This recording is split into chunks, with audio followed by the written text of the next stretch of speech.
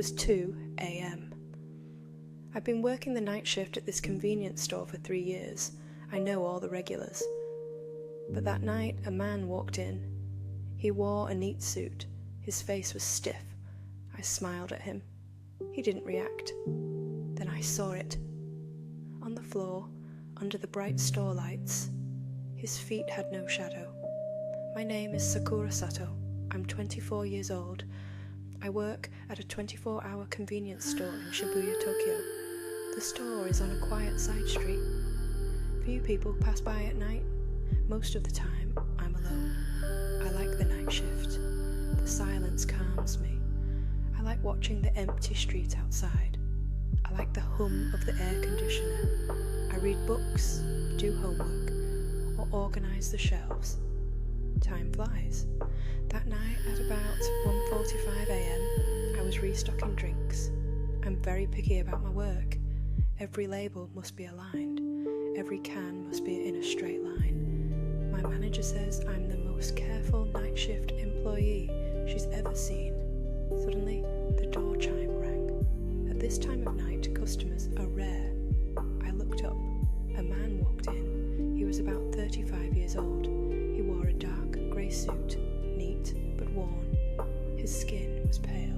His hair was combed perfectly, but his face, it had no expression at all, like a doll. He didn't look at me. He walked straight to the drink section. I kept working, but my eyes followed him. On night shifts, I always watch every customer. For safety. He stayed at the drinks for a long time. He picked up a can of coffee, stared at it, put it back, picked up another one, stared at it, put it back. His movements were slow, mechanical, like a robot following a strange order. 5 minutes passed. He was still doing the same thing. A strange tension crawled up my spine. Then I saw it. Under the bright fluorescent lights, everything cast a shadow. My shadow. The shelves. The drinks. Even the tiny wrinkles on his suit. But his feet had no shadow? I blinked. I thought I was imagining things. I turned and looked at him again. He was still moving the cans. I checked the light direction. Yes, the light was hitting his body, but on the floor, where his shadow should be, nothing. My heart began to race. I tried to stay calm and kept working, but my hands were starting to shake. I grabbed a can of tomato juice. My fingers slipped. The can crashed to the ground with a loud sound. The man turned toward me. Our eyes met. His eyes were pitch black, deep. I couldn't see the whites.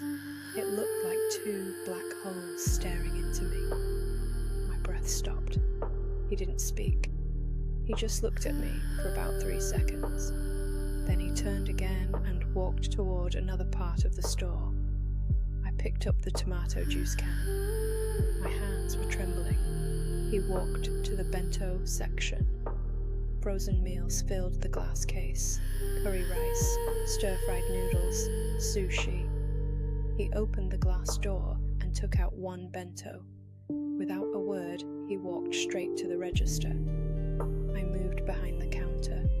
I could feel him watching me, but I didn't dare look into his eyes again. "Welcome," I said in my usual store voice. My voice sounded steady, but my heart was pounding. He didn't answer. He pulled out a 1,000 yen bill from his pocket. He placed it on the counter. I picked up the bill.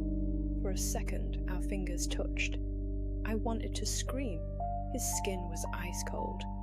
Not like normal cold, like death, like touching a corpse. My whole body reacted in primal fear. My hair stood up. My stomach twisted. I finished the transaction as fast as I could. I put the change on the counter. I printed the receipt. He didn't take the change. He just took the bento and walked toward the door. As he reached the exit, I did something stupid. I looked down at his feet. Still no shadow. But even worse, his footsteps. The store was quiet. Every footstep normally echoed, but as he walked, the floor made no sound at all. It was as if a ghost was floating past. He opened the door. He walked out. The door chime rang once, then the door closed. I rushed to the door immediately. I wanted to see where he went. The street was empty. Completely empty. No one. No shadow. No footsteps. I stepped into the middle of the street. I looked left and right. To the left, the main road. To the right, the residential area.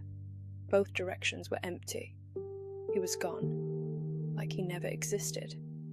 My mind told me he must have walked fast. Maybe he turned into a side alley.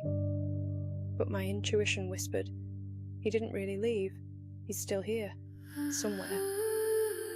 I went back inside. Our manager, Mr. Tanaka, sometimes shows me the store's security camera footage. At that moment, I remembered. I walked to the small office in the back. I opened the camera system. I rewound the footage to that time. My hands trembled as I pressed the buttons. The screen showed the store. Time, 1:45 a.m. The door opened, but on the screen, nothing. An empty store, empty bento section. I was alone, restocking. I fast-forwarded, 2 a.m. still empty. My body went cold.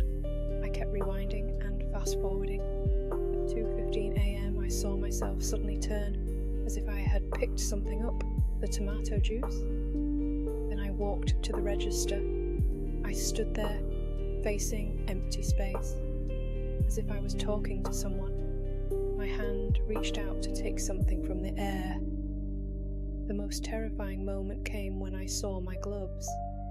On the screen, my hands were wearing cotton gloves. But I didn't wear gloves that night. I never wore gloves at work. I rushed back to the office. I checked my schedule, checked my notes, no customer record, no one came in. But I could still feel the gloves. I looked down at my hands. I was wearing a pair of beige cotton gloves. Fluffy, soft. I had never bought such gloves.